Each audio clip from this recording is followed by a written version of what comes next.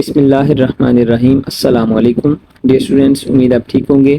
जैसा कि आप जानते हैं हम कर रहे हैं क्लास 9 की बायो चैप्टर 1 है और आज हमारा जो लेक्चर है वो लेक्चर नंबर 11 है।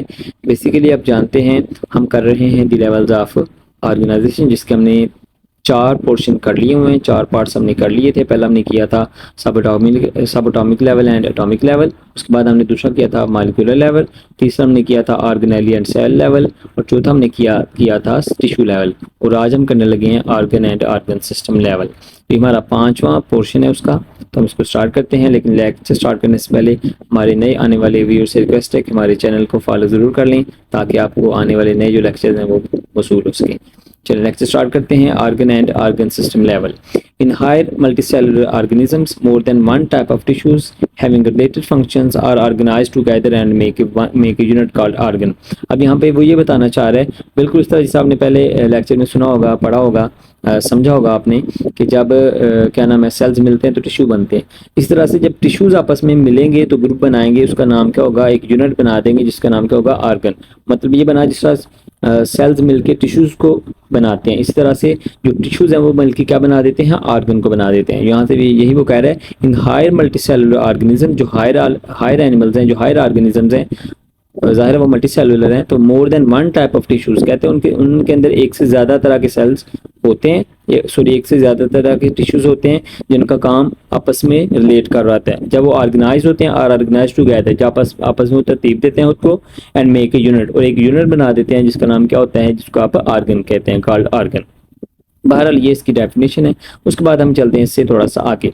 Different tissues of an organ perform their specific functions and these functions collectively become the functions of that organ। अब कहता है ये यहाँ पे वो क्या बताना चाहता है, कहते हैं जो ऑर्गन के, जैसे देखें टिश्यू के मुख्तलिफ सेल होते हैं, इस तरह से जो ऑर्गन के मुख्तलिफ टिश्यूज होते हैं, यानी कि different tissues of an organ, जो टिश्यूज हैं ऑर्गन के वो क्या करते हैं, परफॉर्म देयर स्पेसिफिक फंक्शन, वो अपना खास काम कर रहे होते हैं, बिल्कुल। एंड दीज फंक्शंस कलेक्टिवली, लेकिन ये जो खास सारे टिश्यूज काम कर रहे होते हैं, जब वो कलेक्टिवली मिल जाते हैं, become the function of the organ, तो वही फंक्शन जो टिश्यूज के होते हैं वो मिलके किसका फंक्शन बन जाते हैं, ऑर्गन का। तो बेसिकली उसने यहाँ पे एक बड़ी अच्छी एग्जांपल भी दी। मिसाल के तौर पे आगे आ रहा है, फॉर एग्जांपल अब स्टमक देखें, मैदा जिसको आप कहते हैं उर्दू में stomach is an organ. Stomach क्या है, एक ऑर्गन है, ठीक है। जाहिर है इसके अंदर टिश्यूज हैं। स्टमक चूंकि एक ऑर्गन है तो ऑर्गन के अंदर टिश्यूज होते हैं, तो टिश्यूज हैं इसके अंदर। आप देखें वो बताने लगा कि स्टमक कैसे काम करता है। Stomach is an organ, stomach एक ऑर्गन है specialized for the digestion of proteins and for storing of food. कहते हैं जो कि स्पेशल है किस काम के लिए, डाइजेशन ऑफ प्रोटीन की डाइजेशन के लिए, मतलब बेसिकली आप जानते हैं फूड की ब्रेकडाउन के लिए। आप जानते हैं जो मैदा है, जो ऑर्गन, जो स्टमक है वो फूड को डाइजेस्ट करता है। तो यहाँ पे लिखा हुआ है डाइजेशन ऑफ प्रोटीन, बिल्कुल, एंड फॉर स्टोरिंग फूड, और खुराक को स्टोर करने के लिए इस्तेमाल होता है। यानी कि ये स्टमक ऐसा ऑर्गन है जो कि जो डाइजेशन ऑफ प्रोटीन भी करता है और साथ साथ फूड को स्टोर भी करता है, ठीक है। अब इसका फंक्शन है। अब आगे बताएगा कि कौन कौन से टिश्यूज हैं जो इस स्टमक के अंदर काम कर रहे हैं। अभी देखिएगा वो बताता है 2 major types of tissues are present in structure. अब आपसे वैसे भी यहाँ से शॉर्ट क्वेश्चन एमसीक्यू पूछ सकता है कि उन टिश्यूज के नाम लिख दें जो स्टमक के अंदर होते हैं, तो तब आपने लिख देने हैं जो आगे हम पढ़ने लगे। या फिर अगर आपसे एमसीक्यू में पूछ ले कि बताएं स्टमक के अंदर कौन कौन से टिश्यूज होते हैं, तो तब भी आप ये लिख सकते हैं।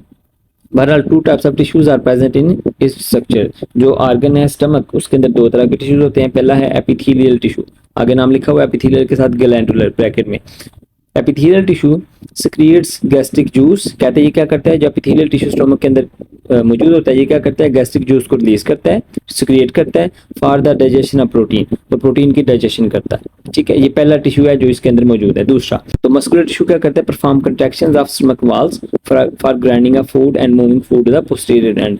और जो मस्कुलर टिश्यू है स्टमक के अंदर वो क्या करते हैं कि स्टमक की जो वाल्स हैं उनको कंट्रैक्ट करवाते हैं, यानी कि ज़्यादा वाल्स मसल्स हैं तो मसल कंट्रैक्ट करते हैं। जब उनकी दीवारें कंट्रैक्ट करती हैं तो फूड ग्राइंड होता है, ग्राइंडिंग फूड यानी कि फूड की ग्राइंडिंग में मदद करते हैं, इसीलिए फूड को वो हजम करता है। And moving food the posterior end, और जो फूड होता है ज़ाहिर है उसने फिर पोस्टीरियर एंड पिछली साइड पे जाना होता है, स्टमक की पिछली साइड पे पोस्टीरियर एंड पे, तो वहाँ पे वो धकेल देते हैं उसको डाइजेस्ट करने के बाद। तो उसके बाद हमारे पास ये जो 2 टिश्यूज हैं ये परफॉर्म कर रहे हैं, और उसके इसका फंक्शन किसका बन रहा है, स्टमक का। यही तो आगे बताने लगे। सो 2 tissues perform there specific functions, दो जो टिश्यू हैं वो स्पेसिफिक फंक्शन परफॉर्म करते हैं which collectively become the function of the stomach, वो जो कलेक्टिवली फिर किसका फंक्शन बन जाता है, स्टमक का।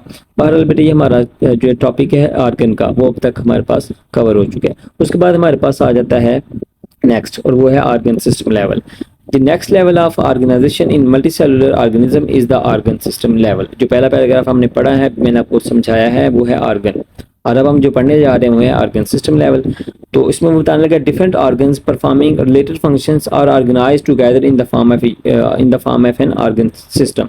अब देखें बात उसी तरह से जिस पहले की थी कि जब मतलब टिश्यूज आपस में जिनका रिलेटेड फंक्शन होता है वो आपस में ऑर्गेनाइज करते हैं तो क्या बनाते हैं, ऑर्गन। बिल्कुल उसी तरह से जब ऑर्गन आपस में जो रिलेटेड फंक्शन होता है जिनका वो आपस में ऑर्गेनाइज कर देते हैं और क्या बना देते हैं, ऑर्गन सिस्टम बना देते हैं। तो इसकी डेफिनेशन है। इसके बाद इसका फंक्शन आ जाता है इन एन ऑर्गन सिस्टम। कहता है ऑर्गन सिस्टम के अंदर क्या होता है, each organ carries out it's specific function, अपना एक खास काम परफॉर्म जब वो कर रहा होता है, यानी कि स्पेशल जो उसका फंक्शन है वो कर रहा होता है बिल्कुल। And the functions of all the organs appear as the function of the organ system. तो बिल्कुल उसी तरह से जिस आपने पहले पढ़ा कि जिस तरह टिश्यूज का जो फंक्शन होते हैं वो ऑर्गन के फंक्शन बन जाते हैं, इस तरह से जो ऑर्गन के फंक्शन होते हैं वो ऑर्गन सिस्टम के फंक्शन बन जाते हैं। अब मिसाल के तौर पे for example digestive system is an organ system. अब देखें डाइजेस्टिव सिस्टम क्या है, एक ऑर्गन सिस्टम है, ठीक है। ये डाइजेस्टिव सिस्टम एक पूरा ऑर्गन सिस्टम है जो कि डाइजेशन में रोल प्ले करता है। अब कहते हैं is an organ system that carries out the process of digestion. अब ऑर्गन जो डाइजेस्टिव सिस्टम है ये क्या करता है, डाइजेशन में रोल प्ले करता है, बिल्कुल ठीक है। लेकिन इसके अंदर कौन कौन से ऑर्गन हैं जो इसकी मदद करते हैं, कहते हैं major organs in its framework are oral cavity. अब देखिए ओरल कैविटी एक ऑर्गन है, ठीक है, जो ओरल कैविटी मुंह के अंदर जो खाली जगह होती है, ओरल कैविटी है, स्टमक है, स्मॉल इंटेस्टाइन है, लार्ज इंटेस्टाइन है, लीवर है एंड पैंक्रियाज। ये आपसे मैंने भी लिखा हुआ है 1 2 3 4 5 एंड 6, आप इसको ऊपर नोट कर सकते हैं ताकि आप अगर आपसे शॉर्ट में पूछ ले जाए कि name the organs which are present in digestive system, तब आप ये 6 लिख देंगे तो आपको मार्क्स मिल जाएंगे।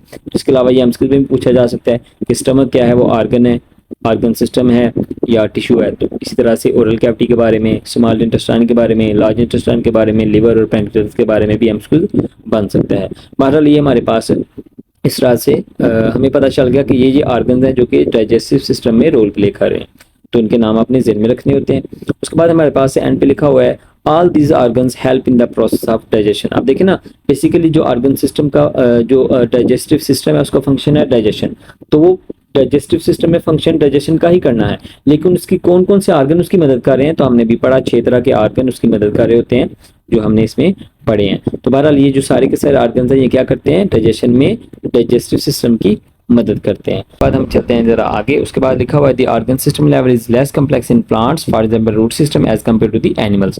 अब कहता है जो ऑर्गन सिस्टम लेवल होता है वो प्लांट्स में ज्यादा कम्प्लेक्स नहीं होता और एनिमल में ज्यादा कम्प्लेक्स होता है। उसकी वजह क्या है, ये आपसे शॉर्ट क्वेश्चन में पूछा भी जा सकता है। कहता है this is due to a greater range of function and activities in animals than in plants. कहते हैं इसकी वजह ये है कि जो एनिमल्स होते हैं उनके अंदर एक्टिविटीज और फंक्शन ज्यादा होते हैं, उन्हें ज्यादा काम करने होते हैं, लेकिन प्लांट्स ने एक्टिविटीज उनकी और उनकी जो फंक्शंस हैं वो एनिमल्स की निस्बत कम होते हैं। इस वजह से उनका जो ऑर्गन सिस्टम है वो ज़्यादा कम्प्लेक्स नहीं होता, लेकिन एनिमल्स का बहुत ज़्यादा कम्प्लेक्स होता है। बहरहाल बेटे हमारा टॉपिक था, उम्मीद आप लोगों को समझ आ गया होगा। इन केस आपका कोई क्वेश्चन है तो कमेंट मार्क में ज़रूर पूछिएगा।